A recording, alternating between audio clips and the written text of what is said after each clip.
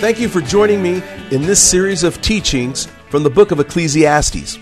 Curiously, Ecclesiastes is one of the least understood and least read books in the Bible. And yet, it cries for an answer to the question that every human being asks: what is the meaning of life? These series of teachings are not intended to be exhaustive studies, but serve only to provide a foundation for understanding some of the central themes in the book. We will undertake to unravel what many consider to be one of the most puzzling books of all the biblical writings. I'm hoping that this will prove to be an exciting experience, both spiritually and intellectually. This study will push the limits of our thinking. We will be confronted with an agnostic view of life, which I might add is common among many in our own culture today. One thing is for sure, our faith will be challenged and our understanding about life and God will be put to the test. So if you are ready, let's embark into the deeper regions of the mind and see if we can discover what the meaning of life really is.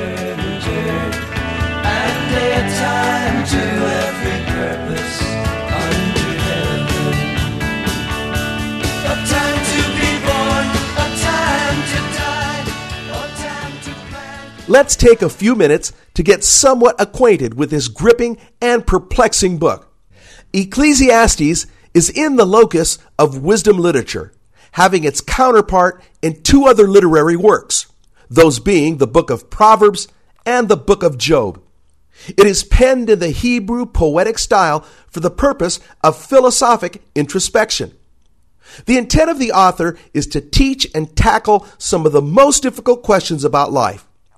When set in conjunction with Job and Proverbs, these three books form a kind of philosophical trilogy regarding life. Views about life and God can be seen from three very different perspectives. When taken together, they form a strong theological belief system that in turn helps to build our Christian faith.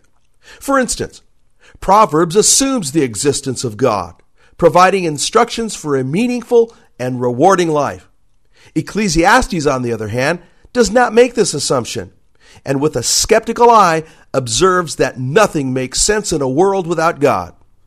The book of Job brings these two views together, as Job is placed in a life and death struggle that mirrors the theological dilemma of the other two wisdom books. His blameless and upright life should find him in God's favor, but from Job's perspective, it appears that it hasn't. And so his life is thrown into a quandary of unexplainable mishaps, at least from his point of view. So let's begin.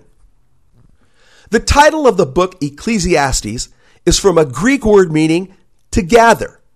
This term has its more notable usage in the New Testament when speaking of the church as the ecclesia, which literally means assembly. But in the original Hebrew tongue, the title of the book is Kohelet. Some scholars say that this title refers to an office, or the more familiar term, the preacher.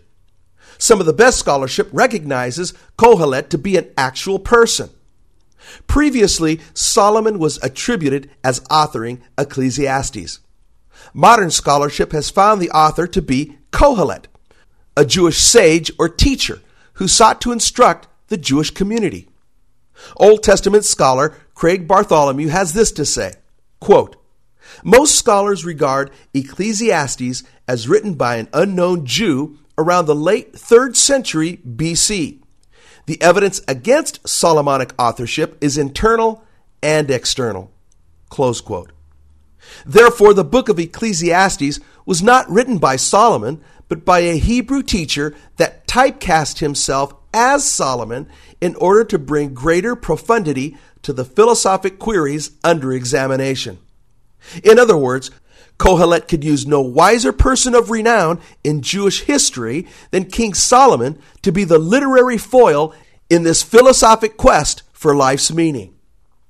If the world and the meaning of life is to make any sense for humanity, placing Solomon as the iconic figurehead is to pit the world's wisest man against an ever-increasing godless and skeptical society. If we understand the book to be written around the late 3rd century, as many suggest, then we can place this writing at the time Alexander the Great was in power. Again, Bartholomew comments, quote, Ecclesiastes is the most philosophical books of the Old Testament.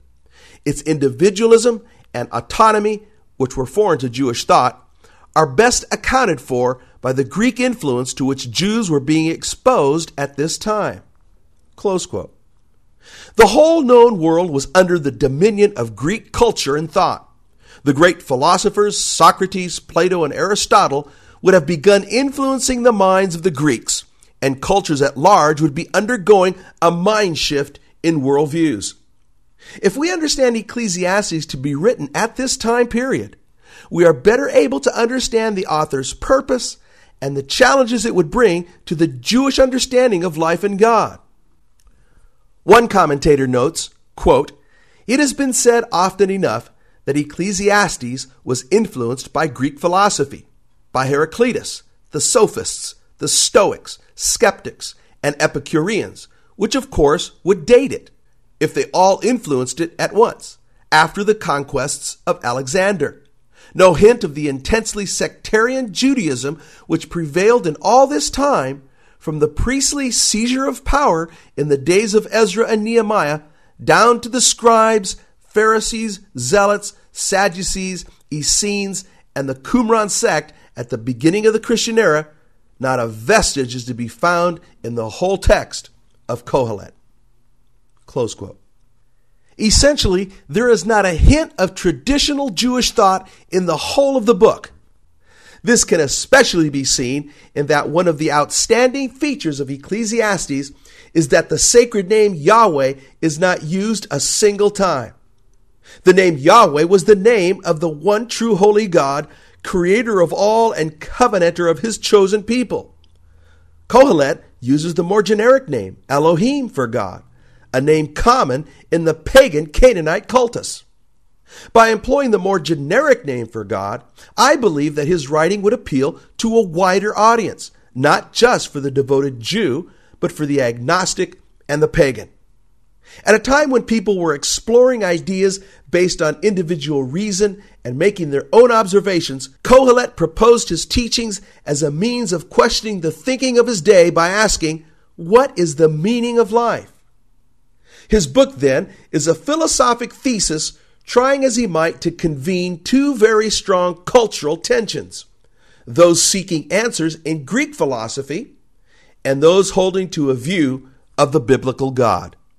Now that we have spent some time understanding some of the background to the book, I invite you to continue with me in our next study called The Enigma. To gain a time to